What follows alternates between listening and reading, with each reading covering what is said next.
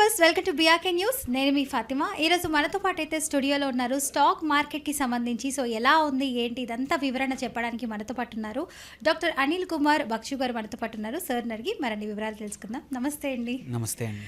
ఎలా ఉన్నారు sir? Wonderful అండి. సార్, ఈ మధ్య కాలంలో చాలా మంది మ్యూచువల్ ఫండ్స్లో లంసమ్ని ఇన్వెస్ట్ చేస్తున్నారు సార్. అసలు లంసమ్ అంటే ఏంటి, ఎలా ఇన్వెస్ట్ చేసుకోవచ్చు, అసలు చేయొచ్చా లేదా, దీని గురించి కూడా ఒక వివరణ ఇచ్చేయండి.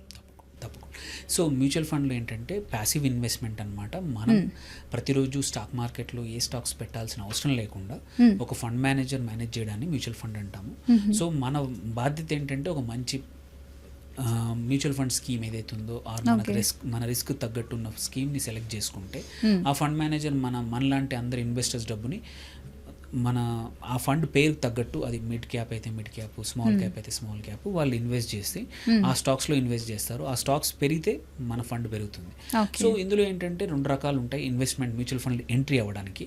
ఒకటి లంసమ్ అంటే నథింగ్ బట్ ఒకేసారి గుత్తగా పెట్టడం అనమాట. ఒకేసారి పెట్టడం, కమిట్మెంట్ లేకుండా ప్రతి నెల కట్టాల్సిన. నా దగ్గర 50,000 ఉన్నాయి, ఒకేసారి పెట్టడానికి లంసమ్ అంటాం అనమాట. ప్రతి నెక్స్ట్ మంత్ కూడా ఇన్వెస్ట్ చేయాల్సిన అవసరం లేదు, there is no commitment. So జనరల్గా ఏంటంటే మ్యూచువల్ ఫండ్లో మినిమం అమౌంట్ ఉంది లంసమ్కి 5,000. నువ్వు 5,000 పైన ఎప్పుడైనా పెట్టొచ్చు, ఎన్నిసార్లు అయినా పెట్టొచ్చు, దాన్ని లంసమ్ అంట. సో 5,000 కన్నా తక్కువ చేయలేము. 5,000 అండ్ అబోవ్ 20 లక్షలు, 10 లక్షలు, 5 లక్షలు ఎంతైనా అమౌంట్ అవసరం. అంటే లంసమ్ అనేది ఎంత అమౌంట్ వరకు ఖచ్చితంగా అనేది పెట్టుకోవచ్చు సార్? ఎంత అమౌంట్ అని ఏం లేదు, మినిమం మాత్రం 5,000. అప్పర్ లిమిట్ మాత్రం ఎటువంటి లిమిట్ లేదు. ఇది మన దగ్గర ఉన్న డబ్బులను బట్టి మనం ఇన్వెస్ట్ చేయొచ్చు అనమాట. కాకపోతే ఏంటంటే కొన్ని ఫ్యాక్టర్స్ లంసమ్ ఇన్వెస్ట్ చేసేప్పుడు ఆలోచించాల్సింది ఏంటంటే, కొంచెం అమౌంట్ ఉందనుకోండి, 10,000, 20,000, 50,000 వరకు ఎప్పుడైనా పెట్టేసుకోవచ్చు, ఇన్వెస్ట్ చేసుకోవచ్చు. కాకపోతే ఏంటంటే మనం ఇన్వెస్ట్ చేస్తున్న మ్యూచువల్ ఫండ్ కరెక్ట్ లెవెల్లో ఉందా, మార్కెట్స్ కరెక్ట్ లెవెల్లో ఉందా, మనకి ఆ సూటబిలిటీ అవుతుందా లేదా చూడడం మోర్ ఇంపార్టెంట్ దాన్ అమౌంట్ కన్నా కూడా. ఆ స్కీమ్ నేను లాంగ్ టర్మ్ కోసం ఇన్వెస్ట్ చేస్తున్నానా, లేదు షార్ట్ టర్మ్ కోసమే చేస్తున్నాను, దాన్ని బట్టి. షార్ట్ టర్మ్ కోసం చేస్తే మనం ఒక డెట్ ఫండ్లో పెడతాము, ఒక లిక్విడ్ ఫండ్లో పెడతాము. లేదు కొంచెం మీడియం టర్మ్ ఒక 1 to 2 years 3 years ఇన్వెస్ట్ చేద్దాం అనుకుంటున్నాం అనుకోండి, ఒక లార్జ్ క్యాప్లో పెడతాం. So first important thing lump sum amount ఎంత అనే కన్నా కూడా మనం చూస్ చేసుకునే ఫండ్ మనకి ఈ లంసమ్ ఇన్వెస్ట్మెంట్కి సూట్ అవుతుందా లేదా. ఫర్ ఎగ్జాంపుల్, కొంతమంది సార్ 100% ఉంటే 20% పెట్టుకుంటారు, రిమైనింగ్ 80% అన్నది లంసమ్ పెట్టేస్తారు. సో అది కరెక్టే అంటారు అలా చేయడం? అలా కూడా చేయొచ్చు. అంటే ఇప్పుడు ఒకవేళ పోయింది అనుకోండి మనీ, సో అలాంటప్పుడు మొత్తం పోతుంది కదా. మ్యూచువల్ ఫండ్లు పోవడం అంటుండదు, కొంచెం తగ్గచ్చు. మార్కెట్స్ చాలా తగ్గితే కొంచెం తగ్గడం ఉంటుంది. మ్యూచువల్ ఫండ్ అడ్వాంటేజ్ ఏంటంటే ఫండ్ మేనేజర్ వచ్చేసి డైవర్సిఫై చేస్తాడు పోర్ట్ఫోలియోని.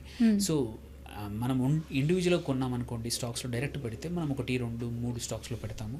ఆ స్టాక్స్ పర్ఫామ్ చేయకపోతే మన డబ్బులు తగ్గిపోయే అవకాశం, జీరో అయితే అవకాశం ఉండదు, పోవడం అంటూ ఉండదు.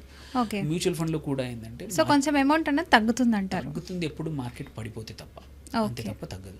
సో పోవడం అంటూ ఉండదు. ఇట్స్ నాట్ ఏ గేమ్ కానీ గ్యాంబ్లింగ్ కాదు, బికాస్ స్టాక్స్లో ప్రాపర్గా సెలెక్షన్ చేస్తారు కాబట్టి ఇబ్బంది ఉండదు. కాకపోతే లంసమ్ ఇంపార్టెంట్ ఏంటంటే మాత్రం పెద్ద అమౌంట్ ఉంటే మాత్రం జాగ్రత్తగా ఆలోచించాలి. సపోజ్ ఒక 10 లక్షలు పెడుతున్నాము, మనది షార్ట్ టర్మ్ ఉందంటే కొంచెం జాగ్రత్తగా ఉండాలి. అదే లాంగ్ టర్మ్ పెడుతున్నామంటే ఎటువంటి మంచి ఫండ్ చూసుకొని డైరెక్ట్ ఇన్వెస్ట్ చేయొచ్చు లంసమ్. లేదు ఇంకా నాకు భయాలు ఉన్నాయి, నెక్స్ట్ 1 or 2 monthsలో మార్కెట్ పడిపోయినప్పుడు నేను పెట్టిన 10 లక్షలు 9 లక్షలు అవుతాయా, 9.5 అవుతాయా, అంటే 5% తగ్గుతుందా, 10% తగ్గుతుంటే నేను తట్టుకోలేననే వాళ్ళు ఉంటారు. నీకు డబ్బులు అవసరం లేదు, ఈ 10 లక్షలు 3 సంవత్సరాలు 4 సంవత్సరాలకు అవసరం లేదు. బట్ బికాజ్ నీకు వాల్యూ ప్రతిరోజు తెలుస్తుంది యాప్ ఓపెన్ చేస్తే. సో నువ్వు యాప్ ఓపెన్ చేసారే, నేను 10 పెట్టాను, 3 నెలలు అయింది, 9.5 అయింది అని బాధపడుతుండే వాళ్ళు ఉంటారు. అలాంటి తట్టుకోలేరు కొద్దిమంది అనమాట. అలాంటి వాళ్ళకి ఏంటంటే ఇంకొక ఆప్షన్ ఉంటుంది, call systematic transfer plan, STP అంటాము. STP అంటే ఏంటంటే డైరెక్ట్గా ఒక ఈక్విటీ ఫండ్లో పెట్టకుండా, లెట్స్ మనం ఒక 5 years పెడదాం అనుకుంటున్నాము, నా 5 yearsకి ఒక మిడ్ క్యాప్ ఫండ్ మంచిది, కానీ డైరెక్ట్గా నాకు పెట్టడానికి భయంగా ఉంది, నా దగ్గర 10 లక్షలు 20 లక్షలు ఉన్నాయి అనుకున్నప్పుడు సిస్టమాటిక్ ట్రాన్స్ఫర్ ప్లాన్లో ఏం చేస్తామంటే డబ్బులు మన అకౌంట్లోంచి డైరెక్ట్గా ఏదైతే కంపెనీ యొక్క మిడ్ క్యాప్ ఫండ్లో, example HDFC mid cap opportunity ఫండ్లో పెడదాం అనుకుంటున్నాం. పెడితే HDFCకి సంబంధించిన లిక్విడ్ ఫండ్ అని ఉంటుంది, ఆర్ షార్ట్ డ్యూరేషన్ ఫండ్ అని ఉంటుంది. అందులో మనం 10 లక్షలు కానీ 20 లక్షలు మన అమౌంట్ మొత్తం లంసమ్ అక్కడ ట్రాన్స్ఫర్ చేస్తాం. చేశాక అక్కడి నుంచి మనం కావాలంటే ప్రతిరోజు కానీ ఆర్ ప్రతి వారం కానీ, సపోజ్ మన లాంగ్ టర్మ్ ఉంది, ఒక 5 years అనుకుంటున్నప్పుడు మన ఈ 20 లక్షలు ఉన్నాయి అనుకుందాం, 20 లక్షల్ని 20 వారాలు ప్రతి వారం లక్ష అంటే 20 వారాలు అంటే దగ్గర దగ్గర 4 నెలలు 5 నెలలు అనమాట.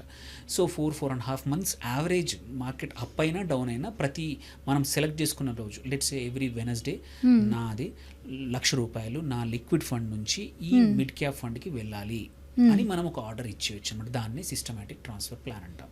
సో ఆ ఎస్టీపీ ఆర్డర్ పెట్టుకోవచ్చు మ్యూచువల్ ఫండ్ కంపెనీస్తో యాప్ ద్వారా కానీ మీ ఫండ్ డిస్ట్రిబ్యూటర్ వాళ్ళు కానీ అడ్వైజర్ ద్వారా మీరు డిటర్మైన్ చేయొచ్చు. వాళ్ళు ఒక ప్లాన్ క్రియేట్ చేస్తారు. లాంగ్ టర్మ్ షార్ట్ టర్మ్ బట్టి కాదు, మీరు ఒక 2 years అనుకుంటున్నారు బట్ ఒక రోజు పెట్టదలుచుకోలేదంటే డైలీ సిప్ కూడా పెట్టుకోవచ్చు. సేమ్ ఆ 20,000 లక్షల్ని కావాలంటే నేను ఒక 30 రోజుల్లో ఒక 40 రోజుల్లో ఖాళీ అంటే లిక్విడ్ నుంచి ఇటు వెళ్ళాలంటే రోజుకి 50,000 చేసేసుకున్నాం అనుకోండి, 40 రోజుల్లో ఇక్కడ నుంచి అక్కడికి ట్రాన్స్ఫర్ అయిపోతాయి. సో అడ్వాంటేజ్ ఏంటి, ఎందుకు ఇదంతా చేయడం ఏంటంటే మార్కెట్ ఈ 20 రోజుల్లో పెరిగినా తగ్గినా ఏంటంటే యావరేజ్లో మనం లిక్విడ్ ఫండ్ నుంచి అక్కడికి వెళ్తుంది, డబ్బులు ఖాళీగా ఉండకుండా లిక్విడ్ ఫండ్లో ఎఫ్డి రిటర్న్స్ ఇస్తాయి అన్నమాట. సో ఆ 20 రోజులు కానీ 3 నెలలు కానీ 4 నెలలు కానీ 5 నెలలు కానీ ఎన్ని రోజులు పెట్టిన లిక్విడ్ ఫండ్లో డబ్బులు ఖాళీ ఉండకుండా మీకు ఎఫ్డి 6 to 7% ఇస్తుందంటే ఇందులో కూడా ఆ అమౌంట్ పర్ డే అలాగే పెరుగుతుంది అన్నమాట. Okay, thank you so much sir, చాలా చక్కటి ఇన్ఫర్మేషన్ ఇచ్చారు. Thank you.